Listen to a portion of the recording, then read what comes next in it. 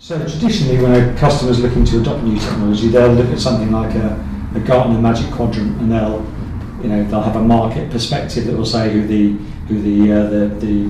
technically most advanced vendors are, and those that have the greatest vision, and they'll make decisions on vendors to go for because they'll have that information. I'm presuming that there isn't any Gartner information or similar for this market. So how would a customer go about understanding what the market landscape is in this space and make decisions about the right technology to go for?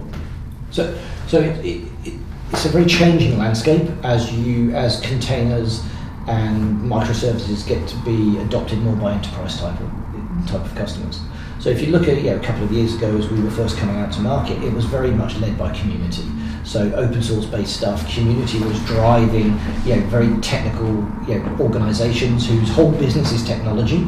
The web app type guys, those people will sit around the community, use a lot of open source, and obviously we're very prevalent in that world. And CNCF driving things like Kubernetes and everything like that. So an organisation like us sits within that world very, very neatly. Now, as that starts to propagate out into enterprise, and enterprise starts to use the same types of technology, understand, they look at Netflix and look at these big, they look at Google and they say, we want Google Compute type capability, and how does that all fit together? They start to look around in their more traditional routes. So I think for me, the first thing they start to do is to talk to their trusted partners. They start to talk to their channel, those people, and then those channel guys start to look around, start to try and get educated, get involved more in some of the community events and what's happening. I think that's one of the real reasons that we're trying to look at building a much stronger channel at this moment in time.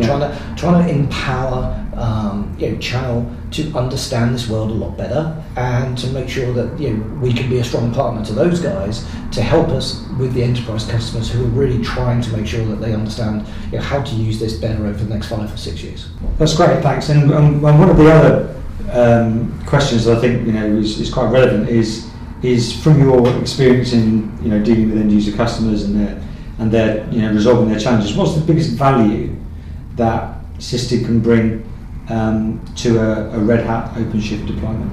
I think really it's that same argument of helping people to use the platform, making sure that the platform is properly assured and up and running and available, and the issues go away very quickly, so that people can adopt it in full confidence, and that senior management has what they need to be able to reinvest in that again and again and again. So both from partners like Red Hat with their OpenShift product, we can absolutely add value to them in terms of making their solution more robust and more consumable.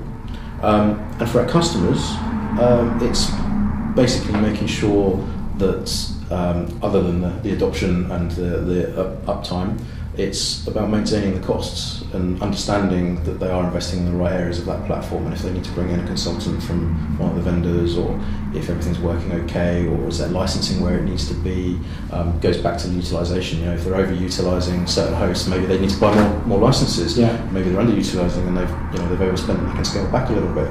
We don't know, but it varies. So for me, that's one of the key values. And does that increase confidence, increase the adoption of platforms like OpenShift? That's 100% the end goal for everyone, is to try and move applications from legacy environments to container environments.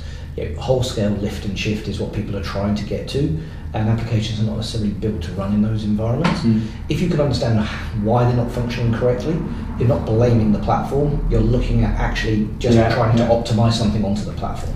Once you start to move these applications, you get the benefit of the agility and the fact that they're all broken up into little pieces, and you can iterate code at different times. Everything people are looking for, the cost of running that platform should be lower. So all of the benefits are there. It's just at the moment we see a time to market of moving, and what we're trying to do is help that. We're trying to help that, especially that OpenShift environment where enterprise customers are investing in the ability to do these things, and then the movement of the legacy applications perhaps is not quite as fast as they'd want it to be.